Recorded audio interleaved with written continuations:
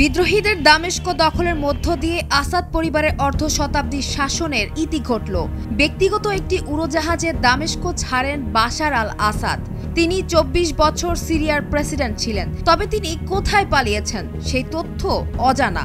গৃহযুদ্ধে জড়ানো সিরিয়ায় বাশার আল আসাদকে ক্ষমতাচ্যুত করার অভিযানের নেতৃত্বে ছিল ইসলামপন্থী সশস্ত্র বিদ্রোহী গোষ্ঠী আয়াত তাহরির আল শাম বা এইচটিএস। গোষ্ঠীটির প্রধান আবু মোহাম্মদ আল জোলানি তার নেতৃত্বে এইচটিএস শক্তিশালী বিদ্রোহী গোষ্ঠীতে পরিণত হয়। এইচটিএস এর প্রতিষ্ঠাতা হিসেবে আল জোলানি প্রায় এক দশক ধরে নিজেকে অন্যান্য সশস্ত্র গোষ্ঠী এবং তার আন্তর্জাতিক কার্যক্রম থেকে দূরে রাখার চেষ্টা করেন। এর পরিবর্তে তিনি সিরিয়ায় একটি ইসলামী প্রজাতন্ত্র গঠনের ওপর মনোযোগ দেন। ২০১৬ সাল থেকে তিনিও তার গোষ্ঠীর সদস্যরা নিজেদের এমন একটি সিরিয়ার দায়িত্বশীল তত্ত্বাবধায়ক হিসেবে উপস্থাপন করার চেষ্টা করে আসছেন, যা প্রেসিডেন্ট আসাদের শাসন থেকে মুক্ত। ২০১১ সালের আরব বসন্তে জনতার বিদ্রোহকে নৃশংসভাবে দমন করেছিলেন আসাদ, যা পরবর্তীতে একটি দীর্ঘস্থায়ী গৃহযুদ্ধে রূপ নেয়।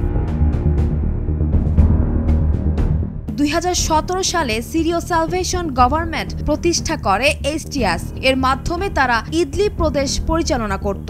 এই প্রশাসন বেসামরিক সেবা, শিক্ষা, স্বাস্থ্যসেবা, বিচার ব্যবস্থা এবং অবকাঠামো প্রদানের পাশাপাশি আর্থিক ব্যবস্থাপনা এবং সাহায্য বিতরণের দায়িত্ব নেয়।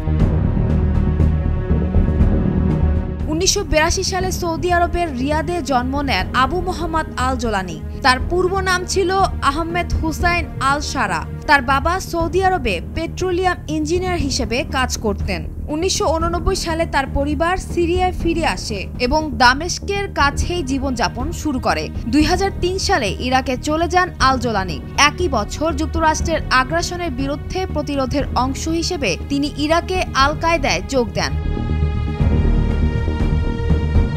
ইরাকে ২০০৬ সালে মার্কিন বাহিনীর হাতে ধরা পড়েন আল জোলানি। ৫ বছর কারাবন্দী ছিলেন তিনি। পরে তাকে সিরিয়ায় আল কায়দার শাখা আল নুসরা ফ্রন্ট প্রতিষ্ঠার দায়িত্ব দেওয়া হয়। এই গোষ্ঠী বিশেষ করে ইদলিব সহ বিরোধীদের নিয়ন্ত্রিত এলাকাগুলোতে তাদের প্রভাব বিস্তার করে। ২০১৩ সালের এপ্রিলে আবু বকর আল বাগদাদি হঠাৎই ঘোষণা দেন যে তার গোষ্ঠী আল কায়দার সঙ্গে সম্পর্ক ছিন্ন করছে এবং তারা সিরিয়ায় তাদের কার্যক্রম প্রসারিত করবে।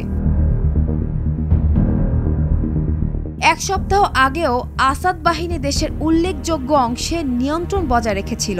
২৭ নভেম্বর বিরোধী যোদ্ধাদের একটি জোট সরকারপন্থী বাহিনীর বিরুদ্ধে বড় ধরনের আক্রমণ শুরু করে। ৩ দিন পর বিরোধী যোদ্ধারা সিরিয়ার দ্বিতীয় বৃহত্তম শহর আলেপ্পো দখল করে। এরপর একের পর এক শহর দখল করে এবং এর ধারাবাহিকতায় রাজধানী দামেস্ক দখল করে নেয় আর অজ্ঞাত স্থানে পালিয়ে যান প্রেসিডেন্ট বাশার আল আসাদ। সঞ্জনা তাবাসসুম, ভোরের কাগজ।